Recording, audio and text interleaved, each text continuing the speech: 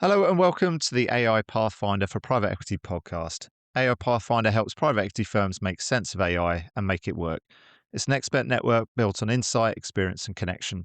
We bring the right people and ideas together to turn AI from something you're curious about into something that delivers real results.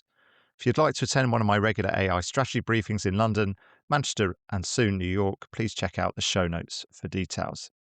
In this series, I've been speaking with founders and specialists who are helping private equity firms and their portfolio companies apply AI in practical, commercially relevant ways. Today's guest is David Whitcombe, founder and MD at Data Vision Services. David has a background spanning analytics, strategy consulting, and data-driven value creation, including time at IBM and OC&C, and now works with private equity-backed businesses to help them use data more effectively to drive growth.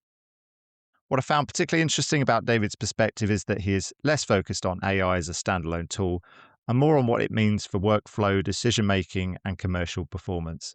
In other words, how AI starts to move from being a chatbot on the side of the desk to something more embedded in how businesses actually operate. So today we're going to talk about what that looks like in practice, where the revenue retention opportunities are, how AI changes the way insights get used across a business, and what private equity leaders need to understand about the operational and commercial shifts now underway. David, welcome to the podcast. Hi, Steve. Good to see you. Thanks for having me. Really looking forward to the conversation. Let's kick off with just giving you a bit of a brief introduction to yourself and to Data Vision Services, and also why start this business and why focus on private equity. Yeah, good question. So, as you said, my career is kind of 3 jobs so far. I started very much as a data scientist, data engineer with IBM. I then spent 4 or 5 years with OC&C, spending a lot of time around the private equity ecosystem, learning around diligence, learning around what good kind of framework-led strategic thinking delivers. I set up DVS partly from a kind of personal perspective of I'd always wanted to kind of run a business. I come from a family of entrepreneurs, and it was probably something, written in the stars for me from a fairly early age, and partly from an opportunity perspective in terms of believing that mid-market businesses, 30 to 200 million revenue, don't have access to that combination of people who can get hold of data and go beyond Excel, don't get scared when it goes beyond a million rows, but also talk to the board and understand what value creation really looks like. So I started in 2021, 5 years in. ChatGPT 3.5 came out 1 year in. And so we've been kind of riding the journey alongside our private equity clients ever since. Fantastic. Thank you. Well, let's get into it. And we've spoken a couple of times and you've given a good sort of overview. So there's some things I'm going to pick up on those conversations we've had. Let's start with where we currently are today. And let's be honest, a lot of businesses and people are still using AI mainly as a chatbot or assistant. What does it take to move beyond that and start embedding AI into actual workflows or even treating it more like a digital employee? Yeah, I think there are 2 parts to that question. You've got the business perspective and you've got the person perspective. From a person perspective, this is a huge mindset shift. A chatbot and an assistant helps you do what you were previously doing better and faster. In order to move into agentic or move into full kind of co-pilots, it is a transformation of what you are doing as an individual. You are no longer somebody who writes slides or builds Excel models. You are somebody who solves problems, and the interface that you have into that is now your favorite AI tool rather than cell E17 of your financial model. So from a personal perspective, it is a huge kind of transformation in what you're trying to achieve. And then from an organizational perspective, it's therefore about starting to think about whether these co-pilots are real members of your team. You may have people whose previous role was more of an individual contributor role, but now they're managing a team of agents. So everybody's job titles within your teams are changing, and you need to be able to communicate what that means at your team level. Is that a realistic ambition in the short term, or is there a lot of work that needs to get done to actually realise that? The definition of short term changes on us really quickly at the moment, doesn't it? Yeah. Usually, I would say no. Usually, I believe that you have a series of early adopters, 5%, 10% of the population of any kind of working population. And then it takes a long time for that to kind of roll out across others. I think there are two reasons why I'm very kind of AI bullish right now. I think reason number one is people are already using these tools independently in their own life, right? ChatGPT is the biggest kind of personal use app. It's overtaken Google in terms of the way people run their day-to-day existence outside of work. So you've already got an awareness of what the toolkit is likely to be. And secondly, the leverage of that 5-10% of people who are early adopters, if you do believe that they are able to take their agents into being a member of their team, the leverage of that group of people will be far higher than they're able to generate through just normal societal leverage and normal people-to-people bonds. So I'm fairly AI bullish at the moment. There is a lot of work to do to get there. It may happen very quickly again. Yeah, well, let's just focus on that a little bit. What tends to get in the way when companies try to make that leap? Yeah, I think people, data, governance. I think we've explored people to a reasonable extent. I think data is the critical piece here, and we're no longer talking about well-structured databases, right? We're not talking about a data platform. We are talking about all of the unstructured information in all of its formats. We are talking about the availability of SOPs. We are talking about the information in the corpus that you can build for your agentic tools inside your organization. I think there is a lot of investment that is going to need to be made in each of those over the course of the next 6, 12, 18 months to really charge the kind of next stage of the AI revolution. And then the other is governance. How do you create the right safety boundaries that enable people to innovate in a safe space without creating cyber risks, injection risks, or others into the organization? At DVS, we kind of think of governance on two scales. For our own internal reporting, everything is fully agentic. HubSpot talks directly to Claude. We use an ERP called Productive that connects to a Zapier workflow. We're still working on whether Xero is going to play nicely or whether we're going to move to QuickBooks just because it's the only one that will kind of connect well to our AI tools. I wouldn't dream of doing that with our client data where we're working with their CRMs and their ERPs. So where can you create safe governance boundaries for innovation? And where do you need governance to be a leader, not a follower? Is there a particular, going back, I suppose, to the more people aspect, a particular culture that means that there are, or leads to companies moving further forward than others? I think so. I think there are certain incentives that you can bring about across an organization that enable businesses to move faster. And I think it is all about culture, because I think you do need everyone to come along the journey. You need innovation to come from all areas. I've had a lot of conversations over the course of the last 12 months, how to create that innovative culture. Where is the carrot? Where is the stick? And where is the opportunity? Certain businesses, the Google approach for 10 years has always been 4 hours a week to do something outside of your day job and innovate. There are certain businesses that are doing that well. Other businesses are kind of more doing hackathons. Other businesses are using champions and examples. But yeah, how do you communicate and propagate innovation once it happens? And how do you incentivize the innovation in the beginning? Well, that's a bit of a segue into private equity, because really there's on a growth, isn't there? Demand on profitability. And with a technology like this, there is now clearly a route to achieving those I say clear, there is examples now where there's a path to achieving those things.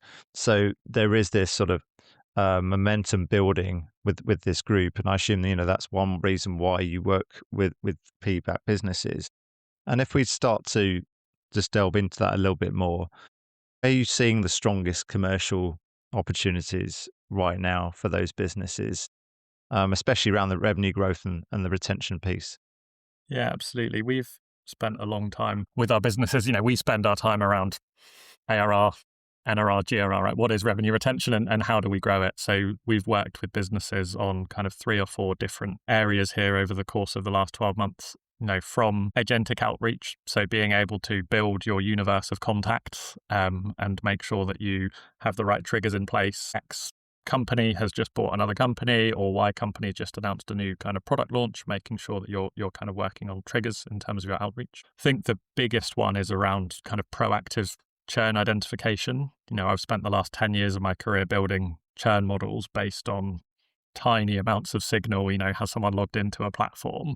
Now those churn models can take every customer service interaction, every piece of usage data. They can understand how different parts of the platform and tool are being used. So around kind of proactive churn. And then I think around how you implement pricing. And pricing is an area that we're going to talk about more over the next 20 minutes. Pricing is going to change a huge amount in B2B in particular over the course of the next couple of years. But how do you understand where there are price increase clauses hidden in contracts that you're not executing? Or how do you understand from the sentiment of your sales and CS calls what your packaging needs to look like going forward in order to maximize on your upsell and cross-sell across your organization? So I think, number one, it's about increasing the effectiveness of your sales teams with agentic outreach in your sales teams. Number two, it's about better, more proactive churn identification and intervention off the back of it. And number three, it is about using the suite of structured and unstructured data to make better decisions around pricing and packaging. Is there an area that's being underestimated in terms of what the potential is right now, do you think? I think most leaders I see either have a good understanding of the opportunities within their organization. So the opportunities in sales, or the opportunities in churn, or the opportunities in pricing, or they have a good understanding of the sources of insight that AI enables them to get hold of now. So, be that call recordings, be that the email suites, be that the CRM, be that contracts in PDFs. I think often the bridge or the building out of that matrix is what's being underestimated. The opportunity to use data source X for use case Y, I think, is understated. So the opportunity to use call recordings to better set packaging, because you can understand the themes with which customers describe the opportunity, is something we've worked on with a couple of software businesses over the course of the last 12 months. I have a background in product management, and so we did a lot of work around pricing and packaging, positioning, and I don't obviously spend too much time other than on my own services, but how valuable the tools are now that could allow you to be much more sophisticated and ongoing in terms of your pricing and packaging. As we think about pricing and packaging in private equity, there's 100 articles a day about the death of the seat. And, if you sell to employees and employee counts are going to change, the price per seat model is going to need to change. I think that's just kind of one part of the story, because private equity is not just about top line revenue, it's about revenue quality. And we're working with an organization at the moment who has a decent usage-based pricing model, but that means that their revenue changes every month, every quarter. And that means that their valuation multiple is going to be hampered because of the way their pricing and packaging is structured. So I think in private equity in particular, you've got a two-dimensional question of what replaces the seat, because you don't want to just move to a usage-based pricing model. You need to understand how you can create reoccurring and stable revenue profiles linked to value and outcomes, but which drive exit value, which is fundamentally the piece that your audience are going to be most motivated by more than just revenue growth. Let's just stick there for a moment on the outcome sort of based pricing. Is the technology helping us measure that more successfully, understand better how the end user is using a product? I've not seen, or indeed even as a consultancy that spends a lot of time around pricing, I cannot say that DVS have yet done it exceptionally well. I think the technology is becoming ready to inform that. I think that there are probably two things, in my view, holding organizations, or the organizations that we work with, back from really nailing this. I think one is the data foundation that you need to bring together much deeper usage-based insights on a live and tracked basis. And two is contracts last for a year or more. And the world right now is very different to the world of March 2025. The agentic world is very different to the world of March 2025. So you need to put in place data foundations, build up that data corpus over the course of a period of months to years, and then wait for your contract renewal cycles to occur. So I think the technology is becoming ready. I've personally not seen brilliant businesses be able to use a greater data source and AI-based modeling against it to really reset pricing and packaging strategies to a great extent. Okay. Another area that you're helping to, I suppose, make it's dashboards essentially, and that's one of the themes from our conversations we've spoken about, and it's trying to go beyond that. It's getting the insights into the hands of the people in terms of how do they act upon that. What does that look like in practice? Dashboards are dead. Long live the dashboard. I think it's always going to be the kind of center of this. But if we think about, PE-backed service organizations, so, lift manufacturers and maintainers, engineering businesses which create kind of high-grade components, 10% of the organization sit at a laptop every day. 90% of the organization are out and about, hands-on. And actually, as you think about the macro trends of AI, probably blue-collar work is going to have its time again, and we're going to celebrate the people with kind of physical skills there. So for me, it's about how do you get the information that's previously sat on my laptop that I need a maths degree to really understand and kind of zoom around into the hands of the workshop foreman, into the hands of the regional manager, into the hands of the traveling salesperson. So we've spent a lot of time recently looking at how you transform a dashboard into a podcast, or how you transform a dashboard into a prompted AI-based email send into people's inbox. And we're seeing that democratization of insight really powered by media change. And is that, I assume that sort of, the podcast or that information is about, it can be really personalized. So it can be, this is the sort of things that we should now be doing, rather than just providing, again, the information without that action. Exactly. I think my favorite was a piece of work with a manufacturing business. We built their reporting suite for the kind of finance team, within which you can then start to see, we're going to sell 50 of product A next month and 100 of product B next month. You can then disaggregate product A and B into components C and D, for example. And we had an example where we were able to show that the requirement for component D was max of the production line in the following month, and the requirement for component C was lower than the capability of the production line. So the podcast that goes out to the workshop foreman says, you need to be watching chain D all of the time this week, because if chain D goes down, you've got a problem next month. Get your proactive maintenance in place.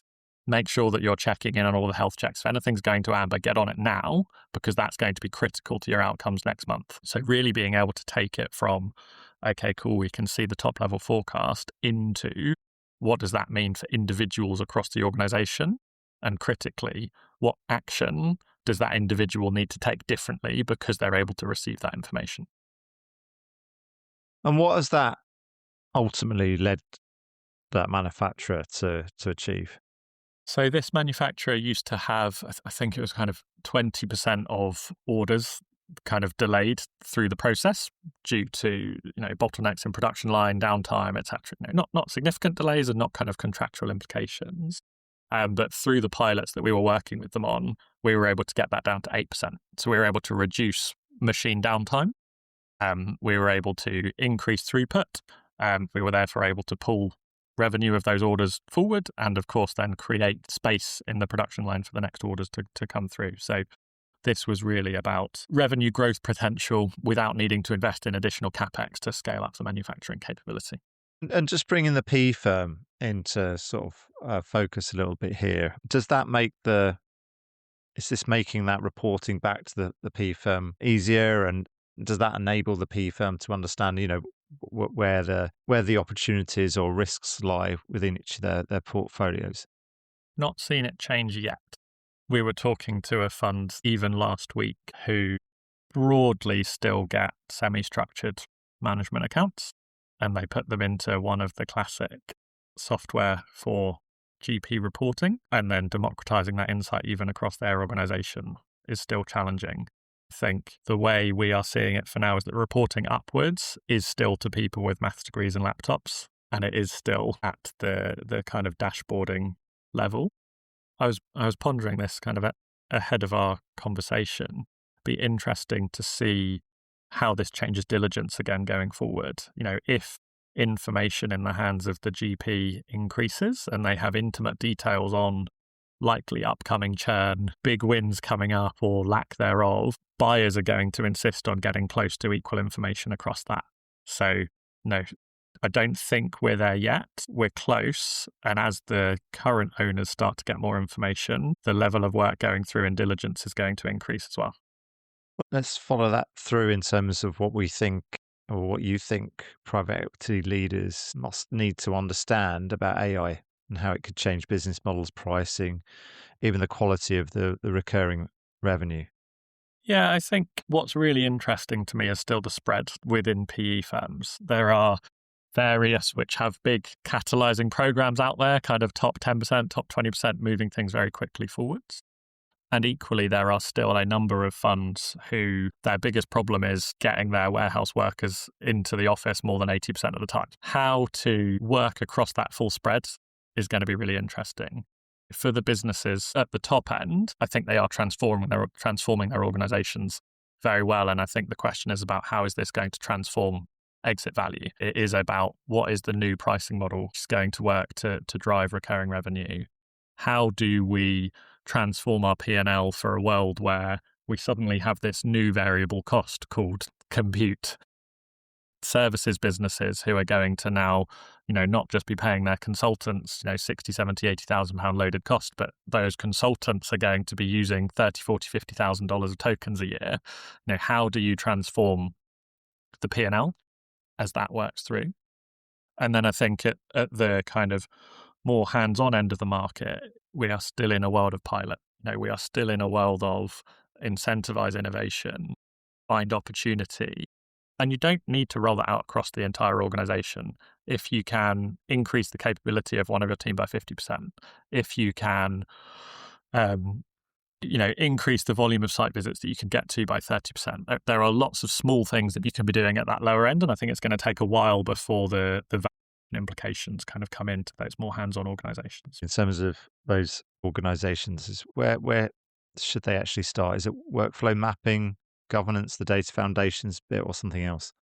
For me, it's workflow mapping. Find a small targeted opportunity, deliver on it, and champion it. Get your teams incentivized. So, for example, within DVS recently, we have taken a specific project type that's kind of a commercial diagnostic or a pre-VDD exercise. One of the team has built an agentic solution against it that can move 2 weeks of work down into 2 days. We're looking to really champion that and demonstrate it to our team as like, this is what you can do, this is what you can achieve. Here's the toolkit that we use to do it. Here's the rest of the tools that are available to you. So get that first example in and champion it. That's the kind of sharp end of the spear. I think then beyond that, get the data foundations in place, get the SOPs there, get access to unstructured data across the organization and make that accessible to the right people. And then align your risk appetite. Is governance going to have to lead here, or can it be a fast follower? Or more specifically, can you find areas of the business where governance can be a fast follower because the risks are lower? And do you have areas of the business where governance needs to be a leader? And you need to make sure that you've got safeguards in place very early on. So what's the commercial risk of the data underneath it? What's the people risk in different areas? How do you find the internal reporting that we're using at DVS that enables the brakes to be taken off? We are approaching the end of our conversation. It's sped by, but one final question here. Do you think some of the work that used to feel like exit prep, getting data organized, standardizing processes, cleaning up documentation is now really AI readiness work? I think absolutely. I think, private equity has realized over the course of the last 3 or 4 years that you need data to get through exit.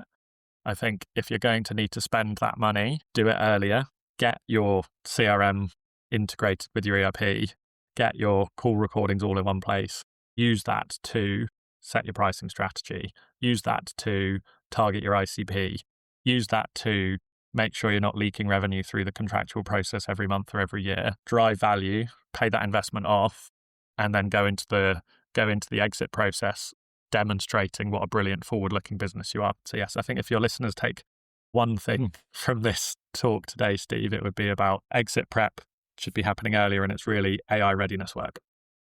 Have you seen that sort of work through yet, or is it too early still? So only by accident. So we worked with a HR software provider through an exit prep 18 months or so ago. That didn't end up happening, but we had done all of the work. And in particular, I remember a awful week that two of my associates had to really unpick price and volume effect inside that organization. The reason for unpicking price and volume was in order to be able to show that there was still price headroom for a future buyer. Transaction didn't go through. That organization now has all of that information in one place, and they have been able to go away and, really understand the different ladders of their pricing model, really understand the different use cases that their different clients and customers have. And they've been able to grow GRR by 6 percentage points over the course of the last 18 months, primarily through kind of targeted pricing work. So I've only really seen it by accident. I'm still kind of beating the drum on get your data prep done earlier. The opportunities are there. Yeah, everybody should be getting onto their exit prep, regardless of where they are in the cycle. Look, David, that's been really fascinating, really thought provoking. Thank you so much. If you'd like to know more about David and the work of Data Vision Services, we'll include the relevant links in the show notes. But thank you so much, David, for your time. Thanks very much, Steve. Good to see you. That's it for the episode of AI Pathfinder Private Equity. Thanks for listening, and we'll see you next time.